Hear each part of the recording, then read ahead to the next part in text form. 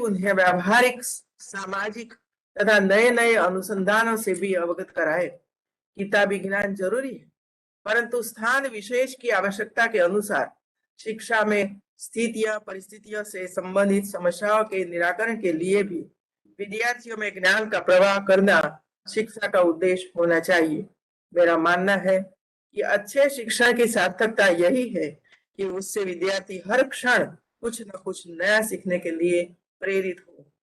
झांसी एक शिक्षा के केंद्र के रूप में स्थापित हो रहा है। ऐसे समय में हमारे युवाओं को सचेत और जागरूक रहते हुए आज के अत्यंत गतिशील वैश्विक परिदृश्य में अपना स्थान बनाना है।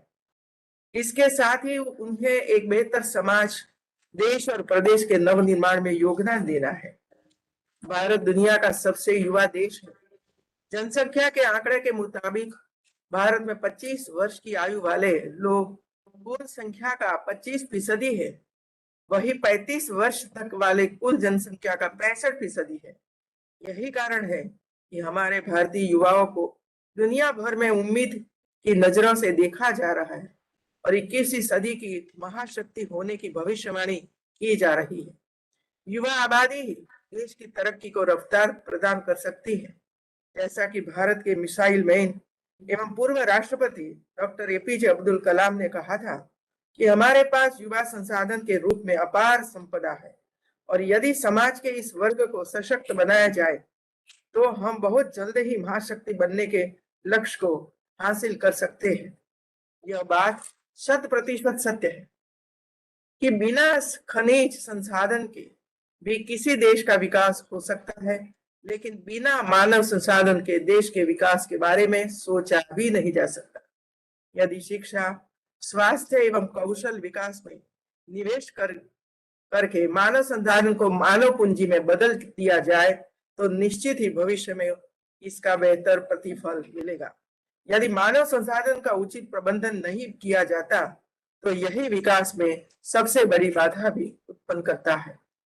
युवाओं को दिग्भ्रमित होने और गलत रास्ते पर जाने का एक कारण बेरोजगारी को मानते हैं, लेकिन युवाओं को अपनी इस मानसिकता को बदलना होगा कि सरकारी नौकरी ही रोजगार का एकमात्र जरिया है।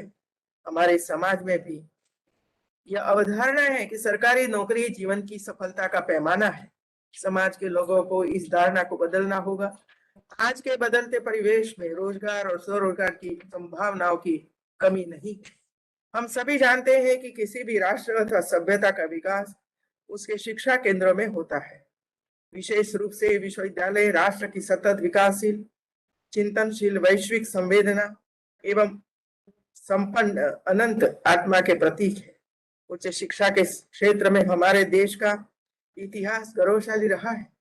नालंदा, विक्रमशिला, तक्षशिला, वल्लभी, उदंतपुरी और सोमपुरा जैसे प्राचीन भारतीय विश्वविद्यालयों की धूमिल पड़ती परंपरा को पुनर्स्थापित करने की दिशा में हमारे विश्वविद्यालय प्रयासरत है। इसमें सबसे महत्वपूर्ण भूमिका हमारे प्रबुद्ध वर्ग, शिक्षकों एवं वैज्ञानिकों का ही जिन्होंने हम सभी के अंदर यह विश्वास जगाया है कि हमारे विद्यार्थी ज्ञान व विचार की भारत की प्राचीन और सनातन परंपरा को आगे ले जाने में पूरी तरह सक्षम है।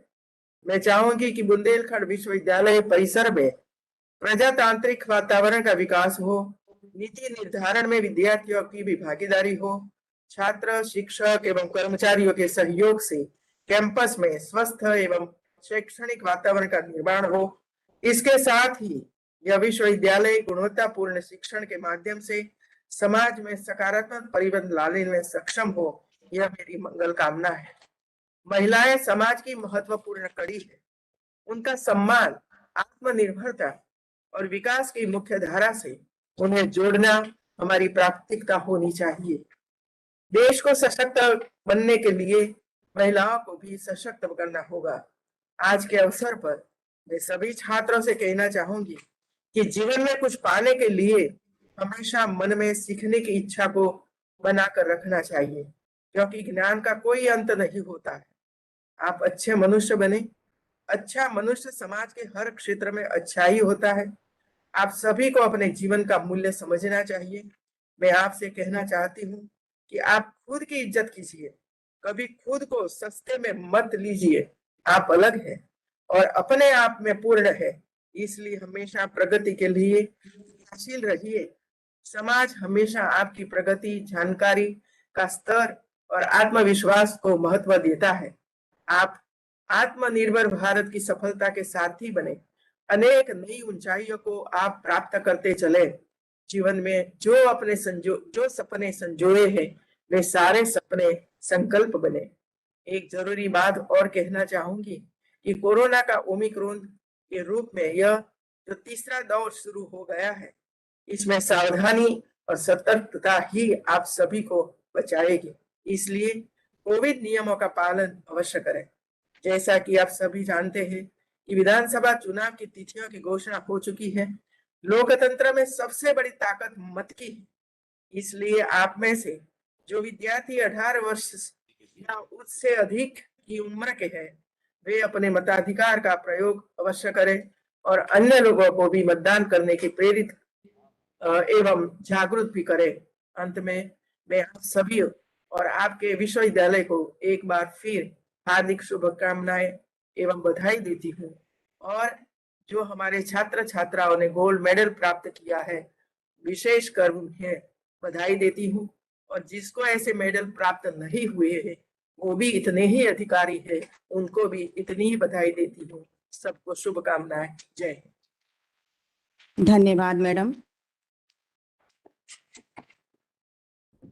माननीय कुलपति जी से विनम्र निवेदन है कि मुख्य अतिथि जी को पुस्तक, फल, अभिनंदन पत्र तथा बुंदेलखंड विश्वविद्यालय के ललित कला विभाग के छात्र गजेंद्र सिंह द्वारा बनाया गया